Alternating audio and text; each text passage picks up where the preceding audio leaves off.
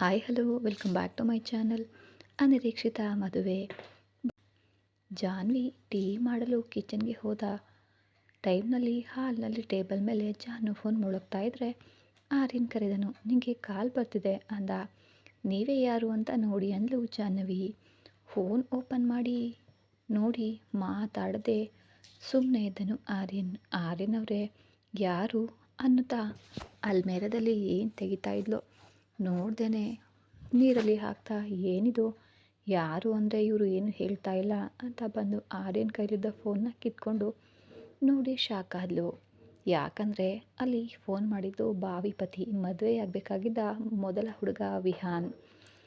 ಆ ಫೋನ್ನ ನೋಡಿ ಕಟ್ ಮಾಡಿದ್ಲು.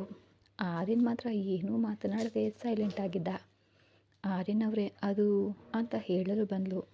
ಆರ್ಯನ್ ಎದ್ದು ಶಿವಾನಿ ಮನಸ್ಸಿನಲ್ಲಿ ಏನಿದೆಯೋ ತಿಳಿದುಕೋ ಅಂತ ಹೇಳಿ ಜಾಹ್ನವಿಯನ್ನು ದಾಟಿ ಹೊರಗಡೆ ಹೋಗ್ತಾ ಇದ್ದಾಗ ಜಾಹ್ನವಿ ಬಾಗಿಲಿಗೆ ಅಡ್ಡವಾಗಿ ನಿಂತಳು.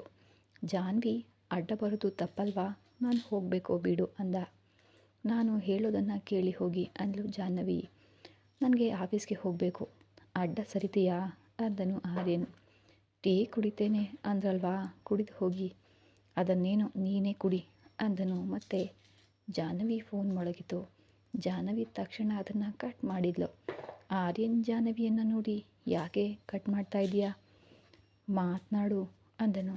ನನಗೆ ಅವನ ಜೊತೆ ಮಾತನಾಡಬೇಕಾದ ಅಗತ್ಯ ಏನಿಲ್ಲ ಅಂತ ಫೋನ್ನಲ್ಲಿದ್ದ ಅವನ ಹೆಸರನ್ನ ಡಿಲೀಟ್ ಕೂಡ ಮಾಡಿದ್ಲು. ಇಷ್ಟು ದಿನ ಡಿಲೀಟ್ ಮಾಡಬೇಕು ಅಂತ ನೆನಪು ಬರಲಿಲ್ವಾ, ಈಗ ನಾನು ನೋಡ್ತಾ ಇದ್ದೇನೆ ಅಂತ ಡಿಲೀಟ್ ಮಾಡ್ತಾ ಇದೀಯಾ ಅಂದನು ಆರ್ಯನ್ ಹಾಗೆ ಹೇಳಿದ ತಕ್ಷಣ ಜಾಹ್ನವಿ ಕೋಪದಿಂದ ಆರ್ಯನನ್ನು ನೋಡಿದ್ಲು. ಹಾಗೆ ನೋಡಿದ ತಕ್ಷಣ ಆರ್ಯನ್ ಕೋಪದಿಂದ ಏನಕ್ಕೆ ಹಾಗೆ ಕಣ್ಣು ಬಿಟ್ಟು ನೋಡ್ತಾ ಇದ್ದೀಯಾ, ನಾನು ಹೇಳಿದ್ದು ನಿಜ ತಾನೇ ಅಂದನು ಆರ್ಯ. ಏನು ನಿಜ, ಹಾಂ ಏನು ನಿಜ ಹೇಳಿ ಅಂತ ಅವನ ಮೇಲೆ ಬರ್ತಾ ಇದ್ರೆ ಏನು ಹೊಡಿತೀಯಾ, ಹಾಗೆ ಮೈ ಮೇಲೆ ಬರ್ತಾ ಇದೆಯಾ, ತಾಳಿ ಕಟ್ಟಿದ ಗಂಡನನ್ನು ನಾನು ಯಾಕೆ ಹೊಡಿತೀನಿ ಹೇಳಿ ಅನ್ನುತ್ತಾ ತಾಳಿಯನ್ನು ತೆಗೆದು ಕಣ್ಣಿಗೆ ಒತ್ಕೊಂಡ್ಲು ಜಾಹ್ನವಿ. ನಿಮ್ಮ ಹೆಣ್ಮಕ್ಳಿಗೆ ಇದು ಒಂದು ಗೊತ್ತು, ತಾಳಿ ಕಟ್ಟಿದ ಗಂಡನು ಅಂದಿದ್ದಕ್ಕೆಲ್ಲ ಒಪ್ಪಿಕೊಳ್ತಾರೆ, ಮತ್ತೆ ತಾಳಿ ತೆಗೆದು ಕಣ್ಣಿಗೆ ಓದ್ಕೊಳ್ತಾರೆ ಅಂದನು. ಈಗ ನಿಮ್ಮನ್ನು ನಾನು ಏನಂದೆ ಅಂತ ಹೀಗಂತ ಇದ್ದೀರಾ, ನೀನು ಬಾಯಿಂದ ಏನೂ ಅನ್ಬೇಕಿಲ್ಲ, ನಿನ್ನ ನೋಟನೇ ಸಾಕು, ನನ್ನ ನೋಟವೇ ಅಂತಹದ್ದು ಬಿಡಿ, ನೀವು ಯಾವುದೋ ನಿಜ ಅಂದ್ರಲ್ಲ, ಏನದು ಅಂದ್ಲು. ನಾನು ಏನಾದರೂ ಅಂದ್ಕೊಳ್ತೇನೆ ಅಂತ ಈಗ ಆ ಹೆಸರು ಡಿಲೀಟ್ ಮಾಡಿದೆ ಅಲ್ವಾ, ಅದನ್ನೇ ತಾನೇ ನಾ ಹೇಳ್ತಾ ಇರೋದು. ಅದೇನೂ ಅಲ್ಲ ಆರ್ಯನವರೇ, ನಾನು ಅಸಲು ಆ ಹೆಸರು ನನ್ನ ಫೋನ್ನಲ್ಲಿ ಇದೆ ಅನ್ನೋ ಸಂಗತಿಯನ್ನೇ ಮರ್ತು ಹೋಗಿದ್ದೆ. ಈಗ ಫೋನ್ ಬಂದಿದ್ದಕ್ಕೆ ನೆನಪಾಯಿತು ಅಷ್ಟೇ.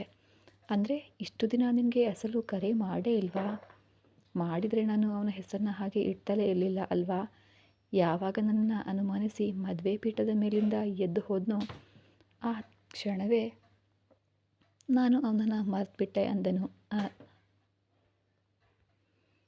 ಅದು ಸರಿ, ಅಸಲು ಕೇಳೋದನ್ನೇ ಮರೆತುಬಿಟ್ಟೆ.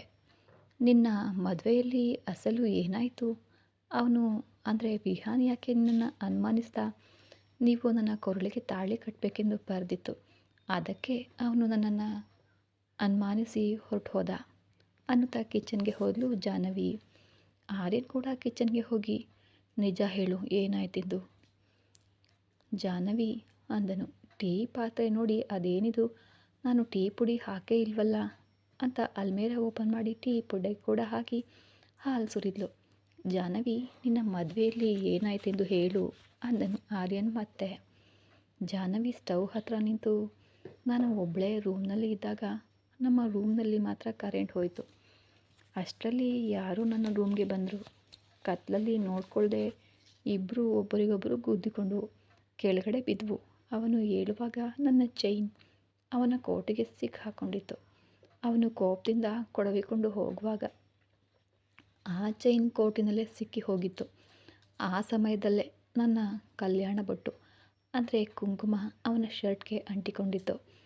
ಅವನು ಹೊರಗಡೆ ಹೋಗುವಾಗ ನನ್ನ ರೂಮ್ನಲ್ಲಿದ್ದ ಆಕೆಗೆ ಎದುರಾದನು. ಅವಳು ನನ್ನ ಬೊಟ್ಟು ಅವನ ಕೋಟಲ್ಲಿ ಇರೋದನ್ನು ನೋಡಿ ನಾನೇ ಅವನನ್ನು ನನ್ನ ರೂಮ್ಗೆ ಕರೆಸ್ಕೊಂಡೆ ಅಂತ ನನ್ನನ್ನು ಹಂಗಾಮ ಮಾಡಿ ಅಂದರೆ ಅವಮಾನ ಮಾಡಿ ಈ ಮದುವೆ ನಿಲ್ಲುವಂತೆ ಮಾಡಿದ್ಲು. ಜಾಹ್ನವಿ ಹೇಳ್ತಾ ಇದ್ರೆ ಕೋಪದಿಂದ ಆರ್ಯನ್ ಕೈ ಬಿಗಿತಾ ಇತ್ತು. ಆ ಕೋಪದಲ್ಲಿ ಆ ರೂಮ್ಗೆ ಹೋಗಿದ್ದು ತಾನೇ ಅನ್ನೋ ಸಂಗತಿಯನ್ನು ಮರ್ತು ಹೋಗಿದ್ದ. ಅವನು ಮಾಡಿದ ತಪ್ಪಿಗೆ ನೀನೇನು ಮಾಡ್ತೀಯಾ ಬಿಡು, ಆದರೂ ಅಷ್ಟೊಂದು ಮಾತುಗಳನ್ನಾಡ್ತಾರಾ? ಆ ಮದುಮಗ ಏನೂ ಅನ್ನಲೇ ಇಲ್ವಾ ಅಂದನು. ಏನಂತಾನೆ? ಅವರು ದೊಡ್ಡವರು ಹೇಳಿದ್ದನ್ನು ನಂಬಿಯೇ ತಾನೇ ಹೊರಟು ಹೋದ. ಅಂಥವರು ಹೋಗೋದೇ ಲೇಸು. ಜಾಹ್ನವಿ, ಮದುವೆ ಆದಮೇಲೆ ನೀನು ಯಾರೊಂದಿಗಾದರೂ ಮಾತನಾಡಿದರೆ ಅನುಮಾನಿಸೋದಿಲ್ಲ ಎಂದು ಗ್ಯಾರಂಟಿ ಏನು ಹೇಳು? ಅಂತಹ ಅನುಮಾನದ ವ್ಯಕ್ತಿಗಳನ್ನು ಮದುವೆಯಾಗದಿರೋದೇ ಒಳ್ಳೆಯದು. ನನ್ನ ಮದುವೆ ತಪ್ಪು ಹೋಯಿತು ಎಂದು ನಾನು ಎಂದೂ ಕೂಡ ಸಂಕಟಪಟ್ಟಿಲ್ಲ ಆರ್ಯನವರೇ.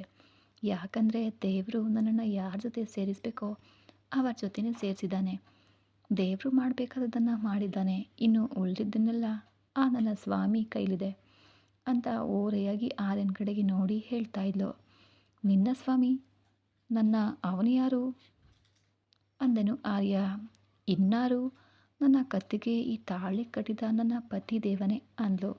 ಮೊದಲು ಆ ಟೀ ಸಂಗತಿ ನೋಡು ಅಂತ ಹಾಲ್ಗೆ ಜಾಹ್ನವಿ ನೋಡ್ದಂತೆ ನಗ್ತಾ ಹೋದನು ಆರ್ಯ. ನನ್ನ ರೂಮ್ಗೆ ಬಂದು ನನ್ನ ಮದುವೆ ಕೆಡಿಸಿ ಒಳ್ಳೆ ಕೆಲಸ ಮಾಡಿದ್ದುದಕ್ಕೆ ಅವರಿಗೆ ಎಷ್ಟು ಕೃತಜ್ಞತೆ ಹೇಳಿದರೂ ಕಡಿಮೆನೇ. ಆದರೆ ಅಪ್ಪ ಅಮ್ಮನ ನೆನಪಾಗಿ ಇದ್ದ ಆ ಚೈನ್ ತಗೊಂಡು ಹೋದ್ರಲ್ಲ ಅನ್ನೋ ಸಂಕಟ ಇದೆ ಅನ್ನುತ್ತಾ ಟೀಯಲ್ಲಿ ಸಕ್ಕರೆ ಹಾಕಿ ಕಲಸಿ ಹಿಡ್ಕೊಂಡು ಆರ್ಯನ ಹತ್ರ ಬಂದಳು. ಹಾಗಾದರೆ ನಿನಗೆ ಅವನ ಮೇಲೆ ಕೋಪ ಇಲ್ವಾ ಜಾಹ್ನವಿ ಅಂದನು ಆರ್ಯನ್. ನಿಜವಾಗಿ ಇಲ್ಲ ಆರ್ಯನ್ ಅವರೇ ಅಂತ ಟೀ ಕೊಟ್ಟಳು. ಆದರೆ ನನಗೊಂದು ಡೌಟ್, ತಪ್ಪಾಗಿ ಭಾವಿಸೋದಿಲ್ಲ ಅಂದರೆ ಕೇಳ್ತೇನೆ ಅಂದನು ಆರ್ಯ. ನೀವು ಏನು ಕೇಳಬೇಕು ಅಂತ ಅಂದ್ಕೊಂಡಿದ್ದೀರಾ ನನಗೆ ಗೊತ್ತು ಆರ್ಯ. ಮದುವೆಗೆ ಮುಂಚೆ ಅವನು ಮತ್ತು ನಾನು ಭೇಟಿ ಆಗ್ತಿದ್ವಾ ಅನ್ನೋದೇ ತಾನೇ ನಿಮ್ಮ ಅನುಮಾನ? ಅನುಮಾನ ಅಲ್ಲ, ತಿಳ್ಕೊಳ್ಳೋಣ ಅಂತ ಅಂದನು ಆರ್ಯ. ನೀವು ಅಂಥವರಲ್ಲ ಅಂತ ನನಗೆ ಗೊತ್ತು ಬಿಡಿ. ಅಣ್ಣನಿಗೆ ತಿಳಿದವರು ಈ ಮದುವೆ ಸಂಬಂಧದ ಬಗ್ಗೆ ಹೇಳಿದರು. ನನ್ನನ್ನು ನೋಡಲು ಬಂದರು. ಅವರಿಗೆ ನಾನು ಇಷ್ಟ ಆಯಿತು ಅಂತ ಹೇಳಿದರು. ನಂತರ ಉಳಿದ ವಿಷಯಗಳನ್ನು ಮಾತಾಡಿಕೊಂಡು ಮದುವೆ ದಿನಾಂಕ ಕೂಡ ನಿಗದಿಪಡಿಸಿದರು. ಮದುವೆಗೆ ಇನ್ನು 15 ದಿನಗಳ ಸಮಯ ಇತ್ತು. ಆ ಸಮಯದಲ್ಲಿ ವಿಹಾನ್ ಅಣ್ಣನ ಹತ್ತಿರ ನನ್ನ ನಂಬರ್ ತಗೊಂಡು ಕರೆ ಮಾಡಿದ್ದ. ಕಾಲ್ ಮಾಡಿ ಎಷ್ಟು ಚೆನ್ನಾಗಿ ಮಾತನಾಡ್ತಿದ್ನೋ. ನನಗೆ ಚಿಕ್ಕಂದಿನಿಂದಲೂ ಮದುವೆ ಅಂದರೆ ಒಂದು ಕನಸು ಇತ್ತು. ರಾಜ್ಕುಮಾರ್ನಂತೆ ಬಂದು ಪೀಠದ ಮೇಲೆ ಕುಳಿತು ನನ್ನನ್ನು ನೋಡ್ತಾ ತಾಳಿ ಕಟ್ಟಬೇಕು. ಆ ಸಮಯದಲ್ಲಿ ನಾನು ನಾಚಿಕೆಯಿಂದ ತಲೆ ತಗ್ಗಿಸಿ ಕುಳಿತುಕೊಳ್ಬೇಕು ಅಂತ ಕನಸು ಕಾಣ್ತಾ ಇದ್ದೆ. ಬರುವವನು ನನ್ನ ಮಗುವಿನಂತೆ ನೋಡ್ಕೊಳ್ಬೇಕು ಅನ್ನೋದು ನನ್ನ ಆಸೆ. ನಾನು ಹಾಗೆ ಆಸೆ ಪಡ್ತಾ ಇದ್ದೆ ಕೂಡ. ದಿನ ಅವನು ಅಂದರೆ ವಿಹಾನ್ ಫೋನ್ ಮಾಡಿ ಆ ದಿನ ನಡೆದದನ್ನೆಲ್ಲ ನನ್ನ ಹತ್ರ ಹೇಳ್ತಾ ಇದ್ದ. ನಾನು ಏನು ಮಾಡ್ತಾಯಿದ್ರು ನಾನೇ ನೆನಪಾಗ್ತಾ ಇದ್ದೆ ಅಂತ. ಬೇಗ ನಮ್ಮ ಮದುವೆ ಹತ್ತಿರ ಬಂದರೆ ಚೆನ್ನಾಗಿರುತ್ತೆ ಅಂತ ದಿನ ಹೇಳ್ತಾ ಇದ್ದ. ವಿಹಾನ್ 10 ಮಾತುಗಳನ್ನು ಆಡಿದರೆ ನಾನು 1 ಮಾತಾಡ್ತಾ ಇದ್ದೆ. ನೀನು ಏನು ಮಾತಾಡ್ತಿಲ್ವಲ್ಲ, ನಿನಗೆ ನಿಜವಾಗ್ಲೂ ಬಾಯಿಂದ ಮಾತುಗಳೇ ಬರೋದಿಲ್ವಾ? ನಮ್ಮ ಮದುವೆ ಆದಮೇಲೆ ನಿನಗೆ ಮೊದಲು ಮಾತುಗಳನ್ನು ನಾನು ಕಲಿಸ್ಕೊಡ್ಬೇಕು ಅಂತ ಇದ್ದ ವಿಹಾನ್. ನಿನ್ನ ಫ್ರೆಂಡ್ ಚೆನ್ನಾಗಿ ಲೊಟ ಲೊಟ ಅಂತ ಮಾತಾಡ್ತಾಳಲ್ಲ ಜಾಹ್ನವಿ, ನಿನಗ್ಯಾಕೆ ಈ ಮಾತುಗಳು ಬರೋಲ್ಲ ಅಂತ ಇದ್ದ ಕೂಡ. ಆಗ ಆರ್ಯನ್ ಅಂದರೆ ನಿನ್ನ ಗೆಳತಿ ಅವನಿಗೂ ಕೂಡ ತಿಳಿದಿದೆಯಾ ಅಂದನು ಆರ್ಯ. ಹಾಗೆ ಕೇಳ್ತೀರಾ ಆರ್ಯ ಅವರೇ? ಅವನಿಗೆ ನನ್ನ ವಿಷಯದಲ್ಲಿ ತಿಳಿಯದ ವಿಷಯವೇ ಇಲ್ಲ. ಹಾಗೆ ಮದುವೆಯ ಹಿಂದಿನ ದಿನದವರೆಗೂ ಮಾತನಾಡಿದನು. ಅಣ್ಣನಿಗೆ ಹಣದ ತೊಂದರೆ ಏನಾದರೂ ಇದ್ದರೆ ತನಗೆ ಹೇಳಲು ಹೇಳಿದನು. ಹಾಗೆ ತುಂಬ ಒಳ್ಳೆಯವನಂತೆ ಮಾತನಾಡ್ತಾ ಇದ್ದ. ಫೋನ್ನಲ್ಲಿ ಈ ಹೆಸರಿನಿಂದ ಸೇವ್ ಮಾಡಿದ್ದೆ ಆ ಕಾರಣಕ್ಕೆ ಆರ್ಯನವರೇ. ನಡೆದಿದ್ದು ಇಷ್ಟೇ ಆರ್ಯನವರೇ ಅಂತ ಹೇಳಿ ಮುಗಿಸಿದ್ಲು ಜಾಹ್ನವಿ. ಜಾಹ್ನವಿ ಹೇಳಿದನೆಲ್ಲ ಕೇಳಿಸ್ಕೊಂಡ ಆರ್ಯನ್, ಹಾಗಾದರೆ ಮದುವೆಗೆ ಮುಂಚೆ ನೀನು ಅವನನ್ನು ಪ್ರೀತಿಸಿದೆಯಾ ಜಾಹ್ನವಿ ಅಂತ ಕೇಳಿದನು. ಹಿರಿಯರು ನಮ್ಮ ಮದುವೆ ಮಾಡಬೇಕೆಂದು ಅಂದ್ಕೊಂಡಿದ್ರು. ಹಾಗಾಗಿ ಅವನು ಫೋನ್ ಮಾಡಿ ಮಾತಾಡ್ತಾ ಇದ್ದರೆ ನಾನು ಕೂಡ ಮಾತಾಡ್ತಾ ಇದ್ದೆ ಅಷ್ಟೇ. ಮದುವೆ ನಂತರ ಪ್ರೀತಿಸ್ತಾ ಇದ್ನೋ ಏನೋ ತಿಳಿಯೋದು. ಆದರೆ ಆಗ ಮಾತ್ರ ನನ್ನ ಮನಸ್ಸಿನಲ್ಲಿ ಅಂತಹದ್ದೇನೂ ಇರಲಿಲ್ಲ ಬಿಡಿ. ಅಂದರೆ ನಿನ್ನ ಉದ್ದೇಶದಲ್ಲಿ ತಾಳಿ ಕಟ್ಟಿದವರನ್ನೇ ಪ್ರೀತಿಸಬೇಕು ಅಂತ ಅಂದ್ಕೊಂಡಿದ್ಯಾ ಅಂದನು ಆರ್ಯನ್. ಆರ್ಯನ್ ನೋಡ್ತಾ ಇರುವಾಗ ಜಾಹ್ನವಿ ಮುಂದುವರಿಸಿದ್ಲು. ತಾಳಿ ಕಟ್ಟಿದ ಮೇಲೆ ಮನಸ್ಸಿನಲ್ಲಿ ಅವ್ರ ಮೇಲೆ ಪ್ರೀತಿ ಯಾರು ಹೇಳ್ದೇನೆ ಬರುತ್ತೆ. ಕಡೆವರೆಗೂ ಆ ಪ್ರೀತಿ ಹಾಗೇ ಇರುತ್ತೆ. ಇನ್ನು ಅವರೇ ಜೀವನ ಅಂತ ಬದುಕ್ತೀವಿ ನಾವು ಅಂದ್ಲು ಜಾಹ್ನವಿ. ಜಾಹ್ನವಿ ಹಾಗೆ ಹೇಳ್ತಾ ಇದ್ರೆ ಆರ್ಯನ್ ಅವಳನ್ನೇ ನೋಡ್ತಾ ಇದ್ದ. ನಾನು ತಾಳಿ ಕಟ್ಟಿದ್ದೇನೆ ಅಲ್ವಾ, ಈಗ ನೀನು ನನ್ನನ್ನು ಹಾಗೇನೆ ಪ್ರೀತಿಸ್ತಾ ಇದೀಯಾ ಜಾಹ್ನವಿ ಅಂತ ಕೇಳಿದನು ಆರ್ಯನ್. ಆರ್ಯನ್ ಕೇಳಿದ ರೀತಿಗೆ ನಗು ಬರ್ತಾಯಿದ್ರು. ಅದನ್ನು ತಡ್ಕೊಂಡು, ಆದರೆ ನೀವು ನಮ್ಮ ಅಣ್ಣನಿಗೋಸ್ಕರ ತಾನೇ ತಾಳಿ ಕಟ್ಟಿದ್ದು ಆರ್ಯನ್ ಅವರೇ ಅಂದ್ಲು. ಅಣ್ಣನಿಗೋಸ್ಕರ ತಾಳಿ ಕಟ್ಟಿದರೆ ಪ್ರೀತಿಸಲ್ವಾ ಅಂದನು ಆರ್ಯ. ಅದು ಹೇಗೆ ಆರ್ಯನ್ ಅವರೇ, ನೀವು ಮಾತಿಗೆ ಮುಂಚೆ ಒಂದು ಸಾರಿ, ಆಮೇಲೆ ಒಂದು ಬಾರಿ ನಾನು ನಿನಗಾಗಿ ಕಟ್ಟಿಲ್ಲ, ನಿಮ್ಮ ಅಣ್ಣನಿಗೋಸ್ಕರ ಕಟ್ಟಿದ್ದು ಅಂತ ಇದ್ದರೆ ನೀವು ನನ್ನವರು ಅನ್ನೋ ಭಾವನೆ ಹೇಗೆ ಬರುತ್ತೆ ಹೇಳಿ ಅಂದು. ಆರ್ಯನ್ ತಕ್ಷಣ ಮೇಲೆದ್ದು ನಿಂತು, ನನ್ನ ಮೇಲೆ ಯಾವುದೇ ಭಾವನೆ ಇಲ್ಲದೇ ಇದ್ದರೆ ನಾನು ಏನು ಮಾಡಿದರೂ ಯಾಕೆ ಸುಮ್ಮನೆ ಇರ್ತೀಯಾ ಅಂತ ಜಾಹ್ನವಿಯ ಕಣ್ಗಳನ್ನು ಕಣ್ಣಿಟ್ಟು ನೋಡಿದನು. ಆರ್ಯನ್ ಹಾಗೆ ನೋಡಿದ ತಕ್ಷಣ ತಡಬಡಾಯಿಸುತ್ತಾ, ನಾನು ಎಲ್ಲಿ ಸುಮ್ಮನಿದ್ದೆ, ನಿಮ್ಮ ಬಲದ ಮುಂದೆ ನನ್ನ ಬಲ ಸಾಲದೆ ಮೌನವಾಗಿದ್ದೇನೆ ಅಷ್ಟೇ ಅಂದ್ಲು. ನಾನು ಏನು ಮಾಡಿದರೂ ನಿನಗೆ ಇಷ್ಟ ಇಲ್ಲದೇನೆ ನಿನ್ನ ಬಲ ಸಾಲದೆ ಸುಮ್ಮನಿದ್ದೇನೆ ಅಂತೀಯಾ, ಹಾಗಿದ್ಮೇಲೆ ಅಂದು ನನಗೆ ಖಾರವಾಗಿ ತತ್ತರಿಸ್ತಾ ಇದ್ದಾಗ ನಿನ್ನ ಮುತ್ತಿನಿಂದ ಆ ಖಾರವನ್ನು ತಣಿಸಿದೆಯಲ್ಲ, ಅದಕ್ಕೆ ಏನಂತ ಕರೀತಾರೆ ಅಂತ ಹೇಳು, ನಾನು ಕೇಳಿದ್ದನ್ನೇನಾಗ್ತೀನಿ ಅಂದನು ಆರ್ಯ. ಅದು ಅದು ಅಂದರೆ ಅಂತ ತಡಬಡಾಯಿಸುತ್ತಾ, ನನ್ನಿಂದ ಆದ ತಪ್ಪಿಗೆ ಹಾಗೆ ಮಾಡಿದೆ ಅಷ್ಟೇ ಅಂದ್ಲು ಜಾಹ್ನವಿ. ಆರ್ಯನ್ಗೆ ಜಾಹ್ನವಿ ನೀಡಿದ ಉತ್ತರ ಇಷ್ಟ ಆಗದೆ, ಸರಿ ಹಾಗಿದ್ರೆ ನಾನು ಹೊರಡ್ತಾ ಇದ್ದೇನೆ ಅಂದನು. ಹೋಗುವಿರಂತೆ ಬಿಡಿ, ಮೊದಲು ಕುಳಿತು ಚಹಾ ಕುಡೀರಿ ಅಂದ್ಲು. ಆರ್ಯನ್ ಅನಿವಾರ್ಯವಾಗಿ ಕುಳಿತು ಆರಿ ಹೋಗಿದ್ದ ಚಹಾವನ್ನು ಗಟಗಟ ಕುಡಿದನು. ಈಗ ನಾನು ಹೊರಡಬಹುದಾ ಅಂತ ಕೇಳಲು ಕೂಡ ಮಾತು ಹೊರಡಲಿಲ್ಲ. ಗಂಟ್ಲಲ್ಲೇ ಉರಿ ಶುರುವಾಯಿತು. ಅಷ್ಟರಲ್ಲೇ ಕೆಮ್ಮು ಕೂಡ ಶುರುವಾಯಿತು ಆರ್ಯನ್ಗೆ. ತನಗೆ ಏನಾಯಿತು, ಗಂಟ್ಲು ಯಾಕೆ ಇಷ್ಟು ಉರಿತಾ ಇದೆ ಅಂತ ಆರ್ಯನ್ಗೆ ಅರ್ಥನೇ ಆಗಲಿಲ್ಲ. ಜಾಹ್ನವಿ ಭಯದಿಂದ ನೋಡ್ತಾ, ಆರ್ಯನ್ ಅವರೇ ಏನಾಯಿತು ಅಂತ ಕೇಳಿದ್ಲು. ಗೊತ್ತಿಲ್ಲ ಜಾಹ್ನವಿ ಎಂಬ ಮಾತು ಕೂಡ ಸರಿಯಾಗಿ ಉಚ್ಚರಿಸಲು ಅವನಿಂದ ಸಾಧ್ಯ ಆಗಲಿಲ್ಲ. ಚಹಾ ಕುಡಿದ ತಕ್ಷಣ ಹೀಗಾಗಿದ್ದರಿಂದ ಅವಳಿಗೆ ಅನುಮಾನ ಬಂದು ಆರ್ಯನ್ ಕುಡಿದಿದ್ದ ಕಪ್ನಲ್ಲಿ ಇನ್ನೂ ಸ್ವಲ್ಪ ಉಳಿದಿದ್ದ ಚಹಾವನ್ನು ಅವಳು ಕೂಡ ಕುಡಿದ್ಲು. ಕುಡಿದ ತಕ್ಷಣ ಗಂಟಲು ಹಿಡಿದಂತೆ ಆಯಿತು.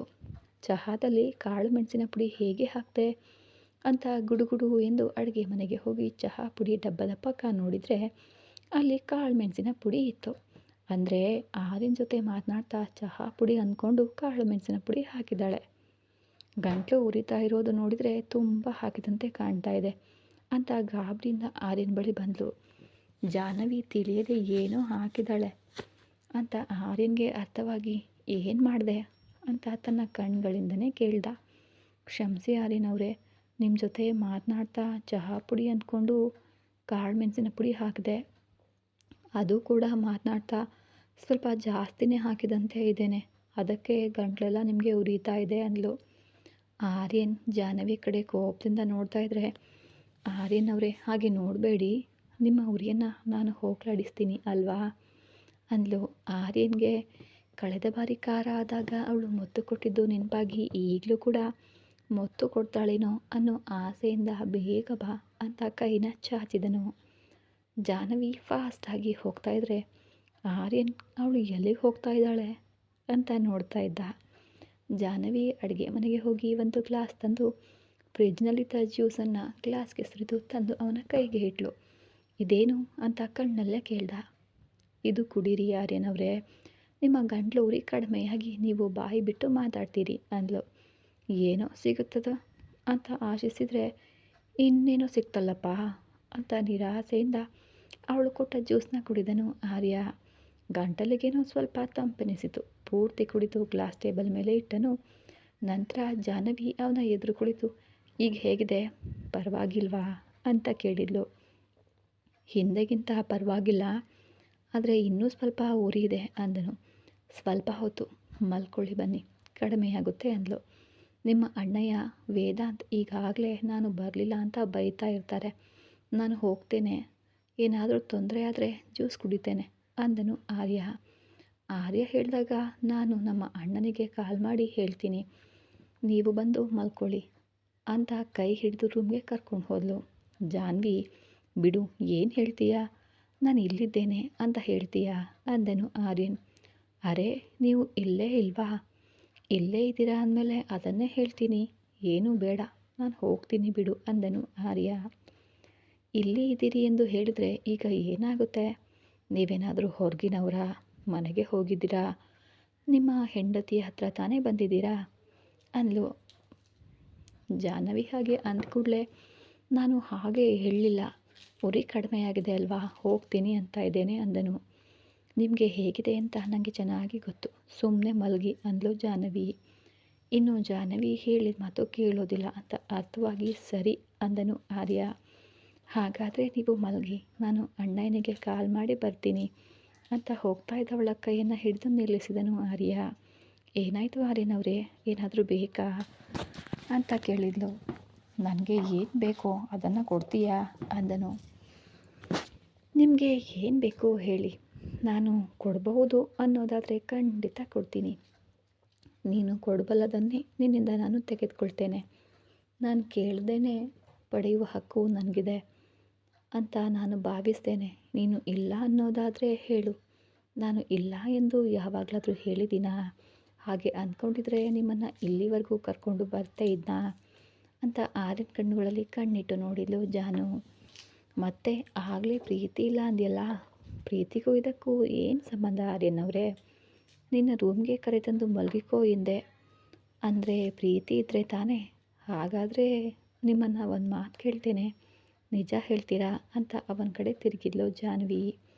ನನಗೆ ಸುಳ್ಳು ಹೇಳಲು ಬರೋದಿಲ್ಲ ಜಾನ್ವಿ, ಏನು ಹೇಳು ಅಂದನು. ಇಂದಿಗೂ ನೀವು ನಮ್ಮ ಅಣ್ಣಯ್ಯನಿಗೋಸ್ಕರವೇ ತಾಳಿ ಕಟ್ಟಿದ್ದು ಅಂತ ನಿಮಗೆ ಅನ್ನಿಸ್ತಾ ಇದೆಯಾ ಅಂತ ಕೇಳಿದಳು ಜಾನು. ಆರ್ಯನ್ ಅವಳನ್ನು ಇನ್ನೂ ಹತ್ತಿರ ಕೇಳಿಕೊಂಡು, ನಿನಗೆ ಹೇಗೆ ಅನ್ನಿಸ್ತಾ ಇದೆ ಜಾನು?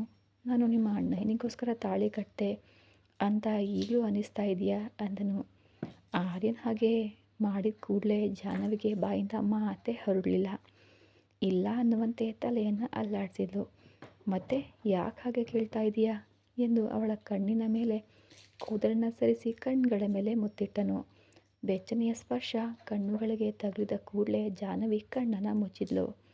ಕೆನ್ನೆಗಳ ಮೇಲೆ ಕೈ ಆಡಿಸ್ತಾ ತುಟಿಗಳ ಹತ್ರ ಬರ್ತಾ ಇದ್ದಂತೆ ತಟ್ಟನೆ ಕಣ್ಬಿಟ್ಟು, ನೀವು ಮಲಗಿ ಎಂದು ನಡುಗುವ ಧ್ವನಿಯಲ್ಲಿ ಹೇಳಿದ್ಲು ಜಾನು.